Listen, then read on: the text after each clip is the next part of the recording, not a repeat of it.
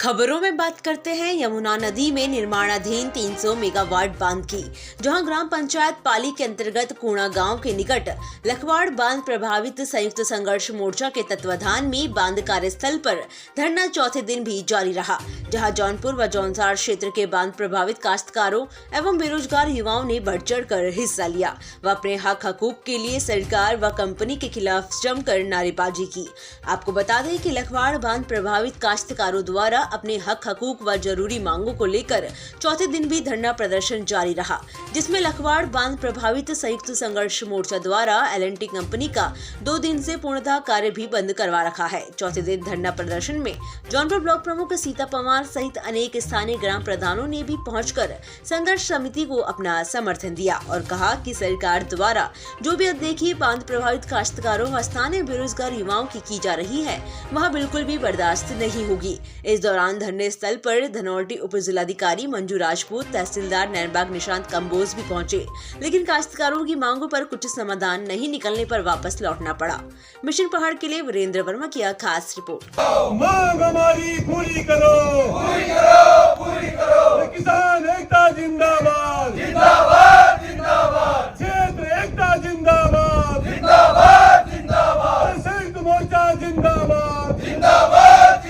एकता जिंदाबाद, जिंदाबाद, जिंदाबाद। हमारी मांगे पूरी हो, पूरी हो, पूरी हो। चाहे जो मजबूरी हो, हमारी मांगे पूरी हो। किसान एकता जिंदाबाद, जिंदाबाद, जिंदाबाद। जो मजबूरी हो, हमारी मांगे पूरी हो। चाहे जो मजबूरी हो, हमारी मांगे पूरी हो। अभी तो लिए लड़ाई है, आगे और लड़ाई है। अभी तो लिए लड़ाई है, आगे और लड़ाई है। आज हम लखवाड़ बांध परियोजना के संघर्ष समिति के साथ धरना प्रदर्शन पे बैठे हैं।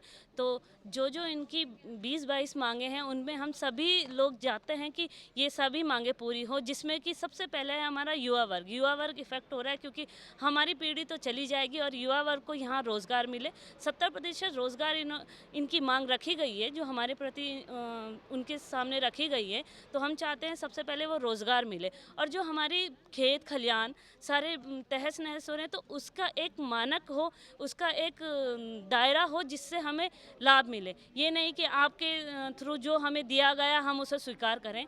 हमारी भी उसमें पॉइंट रखे जाएं, हमें बताया जाए कि आपका इतना रखा है, तो हम भी अपनी पॉइंट रखें। वो तो हमें बता दे रहे हैं कि आप इतना है, आप इतना लीजिए, पर हमारी जो समिति का कहना है, हमारे जो यहाँ धरना प्रदर्शन पे बैठे हैं, उनका कहना है कि हमारी जो मांगे हैं, हमारे पूर्वजों ने जो किया है, हम आगे अपने बच्चों को अच्छा करके दें।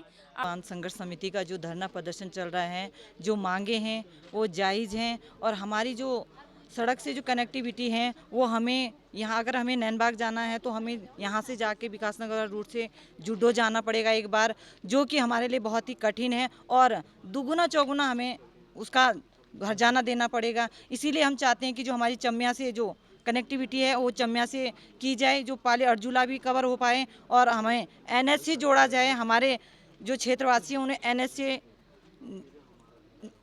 NH से हमें बिल्कुल भी दूर नहीं करना चाहिए। हम रोज़गार से, मतलब रोज़गार भी जुड़ेगा हमारा, और जो हमारे पट्टे, जैसे हमारी जो भूमि है वो हमारे पट्टे स्वीकृत किए जाए, और जो हमारे युवाओं को 70% जो रोज़गार मिलना था वो भी हमें मिले। आज लखवाड़ बांध कार्यस्थल पर मैं आज पहुंची हूं। यहां पर युवाओं का और जन क्षेत्र वासियों का धरना प्रदर्शन चल रहा है।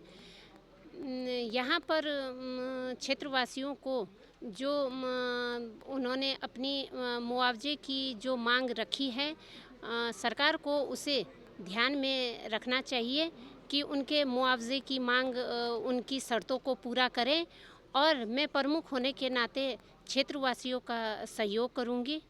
बड़ा ही दुर्भाग्य है जो आज ये बहु परियोजना लखवाड़ बांध का निर्माण पिछले 2-3 सालों से निरंतर चल रहा है, और जो यहाँ के प्रभावित काश्तकार हैं उनकी समस्याओं को इग्नोर किया जा रहा है। जो भी यहाँ पर, चाहे वो विद्युत विभाग के कर्मचारी हों या जो L&T यहाँ पे कार्यदायी संस्था है उसके कर्मचारी हैं, इन सभी की अनदेखी की जा रही है, काश्तकारों की भी। और जो यहाँ पर पूर्व में भी हमारे कुछ क्षेत्र के लोग प्रभावित काश्तकार यहाँ पर काम कर रहे थे, उनको बाहर किया गया, तो उनके साथ बड़ा ही उन्होंने सौतेला व्यवहार किया है। वो गरीब लोग हैं, गरीब काश्तकार हैं, जिनके परिवार उनकी जो नौकरी है उसी से चलते थे, और उन्होंने उनको पिछले 1-1.5 साल से बाहर करके रखा हुआ है।